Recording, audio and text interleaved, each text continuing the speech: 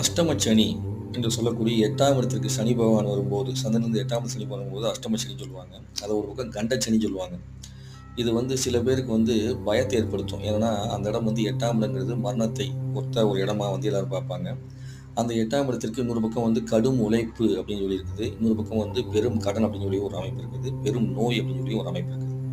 இது எல்லாமே பாதிப்பா நடக்குமா அப்படின்னு கேட்டா, உங்களுடைய ஜாதகத்தில பாதிப்புக்கான அமைப்பில நீங்க பொறந்திருந்தா மட்டும் தான் அப்படி நடக்கும். இல்லைன்னா அப்படி நடக்காது.